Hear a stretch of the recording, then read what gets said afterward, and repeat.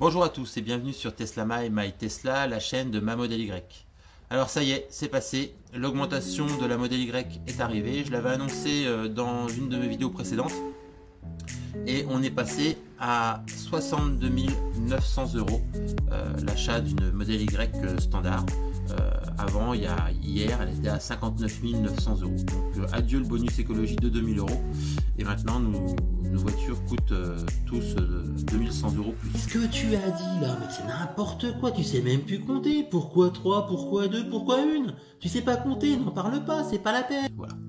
Ben, on va en parler et puis je vais expliquer un petit peu le pourquoi. Je vais vous donner un petit peu les liens aussi de ce qui m'a permis d'arriver à un petit peu anticiper les choses. Hein. Donc malheureusement, certains n'ont pas anticipé et se retrouvent avec cette augmentation.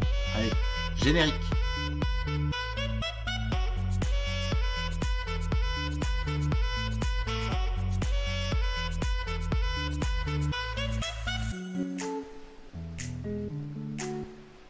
Bonjour à tous. Donc, comme je le disais dans le générique, nous avons eu cette nuit une augmentation de la Model Y, ainsi qu'une augmentation encore de la Model 3 d'ailleurs. C'est un de mes abonnés Triple Y qui m'a soumis la petite chose. En fait, j'ai fait une vidéo et j'ai diffusé une vidéo depuis ce matin et il m'a dit que j'allais pouvoir mettre ça en avant. Alors oui, non, j'aurais bien voulu pouvoir mettre ça en avant, mais j'ai pas eu le temps, donc je vous fais une petite vidéo assez rapide là sur l'augmentation de tarifs et je pense le pourquoi du comment de ce que j'avais un peu parlé précédemment dans une de mes vidéos. Alors, pour pouvoir trouver cette augmentation, je me suis mis sur le configurateur Tesla. Je suis allé voir nos fameuses très belles voitures, nos modèles Y et modèle 3. Alors, donc on va aller dans le configurateur de la Model Y. On va se faire une configuration personnalisée. Alors, excusez-moi pour la connexion, j'ai une connexion en 4G, donc ça passe pas très bien là. Alors voilà, on arrive sur la magnifique modèle Y qui est passé de 59 900 euros à 62 990 euros le modèle de base. Avec les jantes standards. Alors je remets les jantes standards d'ailleurs. C'est comme ça qu'elle est configurée de base. Donc 62 990 euros en jantes de base. Donc augmentation de 59 900 à 62 000, tout le monde s'est un peu calculé, on est sur des 3 000 euros d'augmentation. Alors c'est embêtant parce qu'on est passé au-dessus des 60 000 et on est passé donc au-dessus du bonus de 2000 euros. Bon, c'était un petit bonus, mais c'était un bonus quand même. Ça nous aidait aussi à se financer quelques accessoires et permettre, je dirais, des trucs plus intéressants sur nos modèles Y. Alors, cette augmentation, moi, je l'avais un peu prédite, entre guillemets, dans une vidéo précédente où j'expliquais que lorsqu'il y a eu l'augmentation de la Model 3 standard, qu'on allait certainement être touché aussi sur nos modèles Y parce qu'il y a une très grosse augmentation au niveau du nickel et comme ça fait partie d'un élément important de notre batterie, de nos batteries, malheureusement, et le prix de la batterie étant une grosse partie aussi du prix du véhicule, malheureusement nos modèles Y allaient certainement augmenter et voilà, c'est tombé hier, augmentation de la modèle Y et dans la foulée, augmentation encore une fois de la modèle 3. Alors je vais vous montrer la Model 3 parce que la Model 3 elle a aussi pris une petite claque, encore une. Alors ça va s'expliquer, on va en parler un petit peu, on va expliquer un petit peu les choses. Mais la Model 3 elle est passée à 49 990 euros. Voilà, augmentation de la Model 3 standard, sans option, hein, on est vraiment sur une Model 3 tout ce qui est de plus standard, hein, donc avec les Aero Wheels, l'intérieur noir premium. Voilà, donc ça c'est la Model 3 standard qui est passée à 49 990 euros.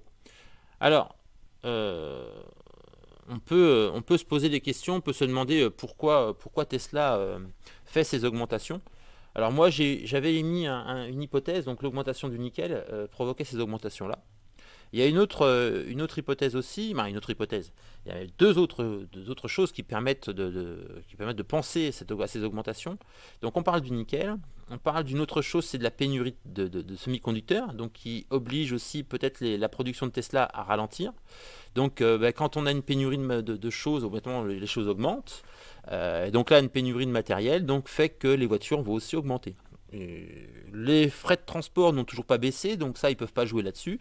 Et il y a encore un autre point, donc on a parlé donc, de l'augmentation du nickel, on a parlé de la pénurie de semi-conducteurs et de pièces. Et il y a une autre chose qui s'est passée donc, cette semaine à Shanghai. Fermeture de la ville cause Covid. Ils ont une recrudescence de Covid, donc la ville de Shanghai est fermée.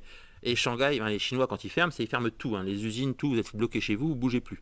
Et donc, l'usine, la Gigafactory de Shanghai, qui nous fournit nos véhicules, est fermée. Donc, plus de production.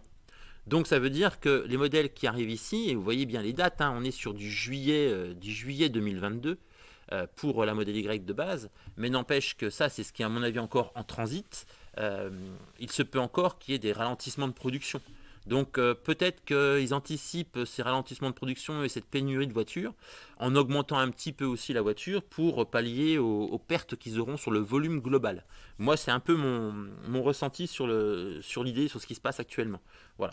Donc les trois points qui font nos augmentations de véhicules, c'est l'augmentation du nickel, c'est la pénurie de pièces et la fermeture de la Gigafactory de Shanghai cause Covid, qui fait que, bon an, mal an, pour gagner de l'argent, il faut aussi parfois augmenter les tarifs et puis en se disant, je vais avoir une pénurie de matériel, je ne peux pas pouvoir produire autant que je veux, donc j'augmente un petit peu le produit, comme ça me permettra de pallier un petit peu aux soucis que je vais rencontrer dans le futur.